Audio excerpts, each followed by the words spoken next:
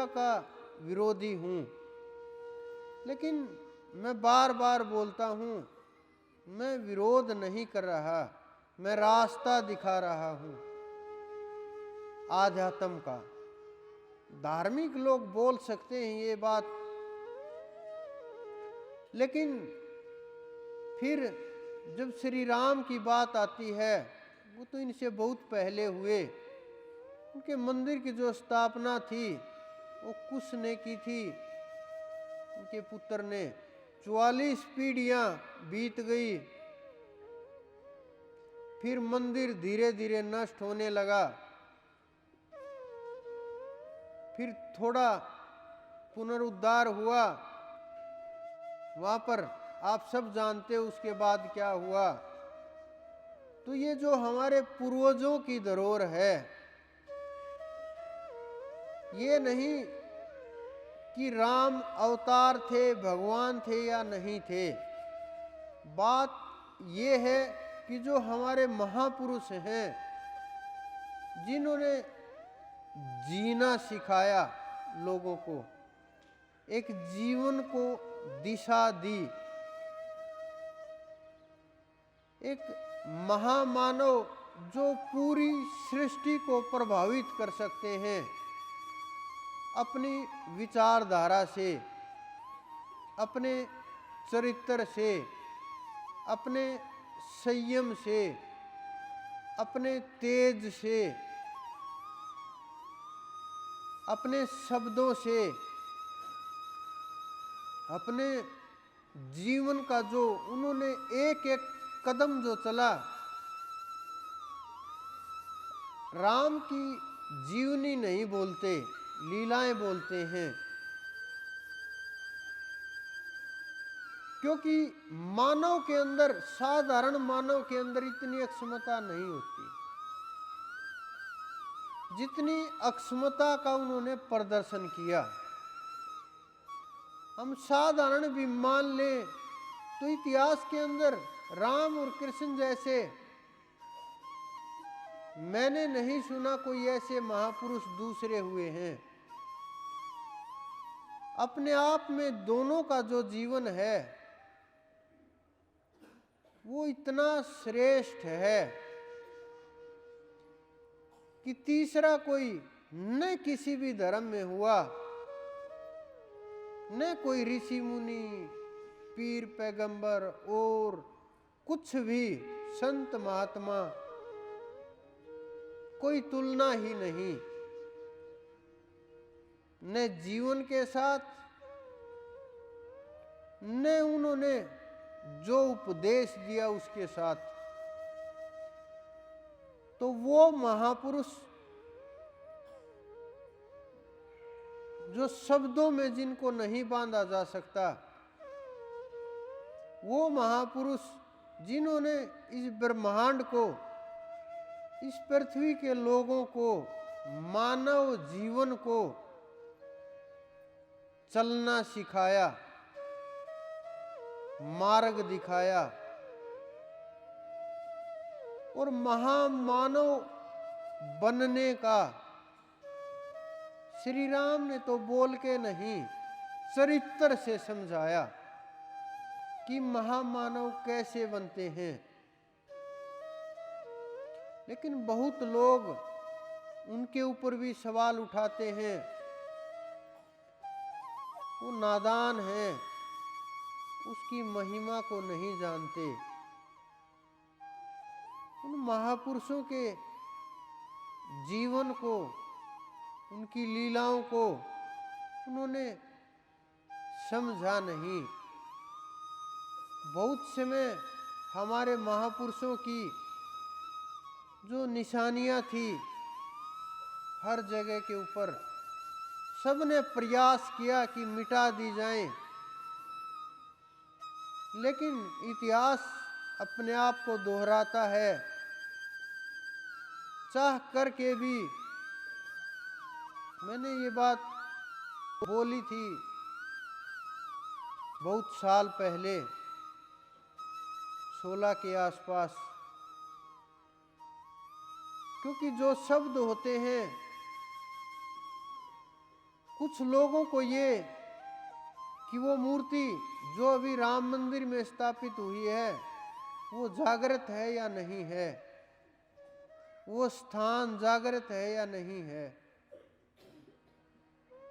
जाएं ना जाएं, बहुत से विचार उत्पन्न हो रहे हैं कि ये क्या चल रहा है, राजनीति है, धर्म है, आध्यात्म है, क्या समझें इसको। अनेकों जवाब भी मिलते हैं। जिस प्रकार से अनेकों चौपाइयां, अनेकों श्लोक, उनके एक एक चौपाई के 100 अर्थ निकाल दिए जाते हैं। इसी कारण से गीता में उन्होंने स्वयं कहा कि समर्थ गुरु के पास जाओ। उन्होंने ये नहीं कहा जा करके वेद पढ़ो, शिक्षा ग्रहण करो, शास्त्रों में खोज करो, नहीं, ये नहीं कहा। उन्होंने कहा समर्थ गुरु के पास जाओ, वो रास्ता दिखाएंगे। तो जब ये बात आती है, क्योंकि समर्थ इस समय के ऊपर बहुत कम लोग हैं, बहुत कम लोग हैं, तो जो स्थापित हुई 1% हम ये मान भी लें कि ये आध्यात्म नहीं है, लेकिन हमारे पूर्वजों के जो निशान हैं, जहाँ श्री राम रहे कितने भी समय के लिए, जो एनर्जी है, जब हमारे संत महात्मा वहाँ जाएंगे, क्योंकि संत महात्मा किसी मूर्ति के, किसी मंदिर के दर्शनों के लिए नहीं जाते। आप सोचते होंगे कि वो दर्शनों के लिए गए हुए हैं या दर्शनों के लिए जाएंगे। वो दर्शनों के लिए नहीं जाते, वो उस स्थान को जागृत करने के लिए जाते हैं। जो वहाँ की एनर्जी होती है उसको प्रभावित करने के लिए जाते हैं।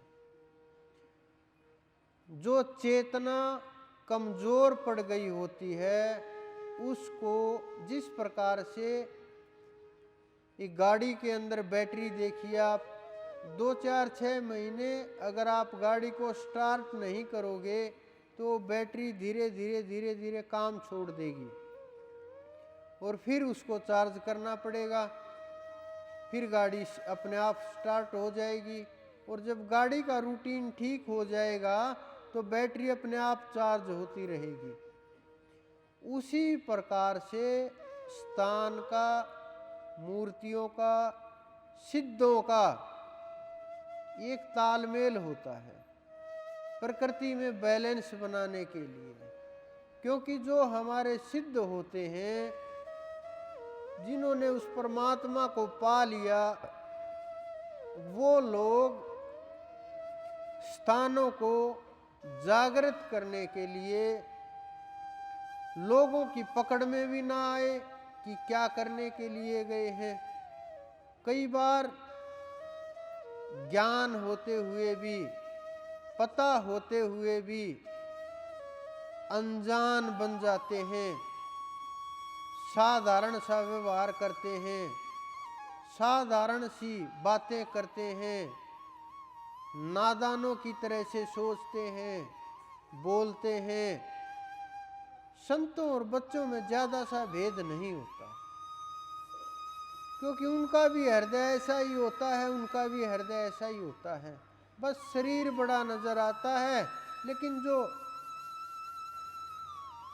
एक्टिविटी है वो बच्चों की तरह से ही होती है।